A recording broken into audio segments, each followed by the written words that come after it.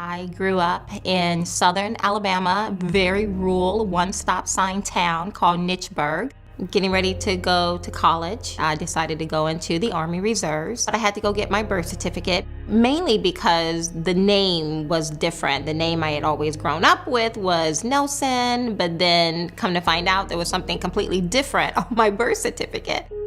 Clearly, I could have done the math and realized just how young my mother was when she gave birth to me, but it was never something that truly resonated with me until I looked at my birth certificate for the very first time and just kind of studied it. Her gender, they called her a Negro girl, and that was the first thing I saw, and it just kind of grabbed my heart. But then I saw her age, and she was 12. And that just really struck a chord in me because I realized just how young my mother was when something so horrible had visited upon her. Even to this day, it's a very hard word to say, but my mother was raped.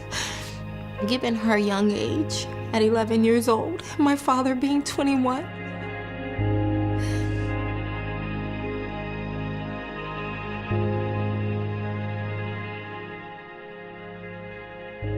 They was hurt. We was all devastated. But my mother said, you know, you're pregnant, so we're gonna get through this. And she helped me get through it.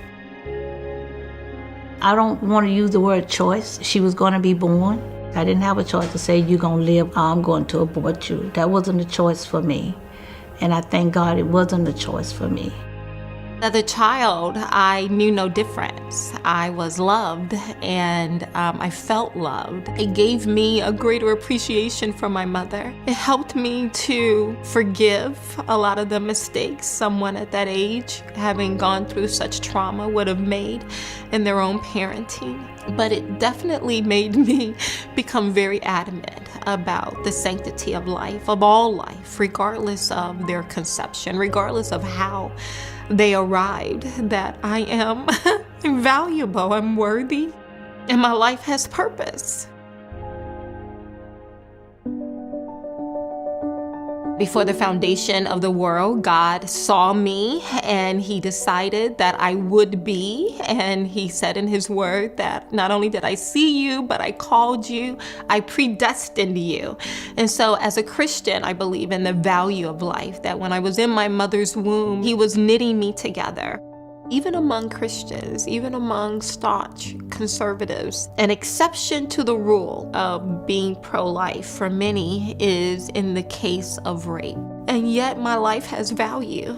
From me has come two very beautiful and charming and smart kids, married to a wonderful husband. We've made a life for ourselves, and none of this would have happened if the exception to the rule had applied.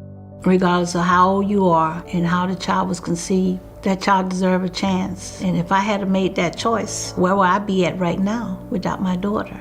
The hardest struggle for my mother, the hardest thing for her to overcome, I think is just the effects of the trauma itself. And that is why I think it's so important to help people understand that the trauma has already been inflicted. The child should not be inflicted with the consequences that squarely belongs on the one who inflicted the trauma. You have to be able to see the difference.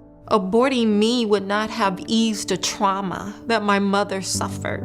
Aborting me would not have allowed me to be in a place today where I can now take care of my mother. It's just amazing to see them grow up. Regardless of how my life started out, I'm blessed. I'm not left with bitterness. I'm left with overwhelming sense of gratitude. That not only did God see value in my life, but that my family saw value in my life. I'm very grateful for that. I'm eternally grateful that they chose to allow me to be born.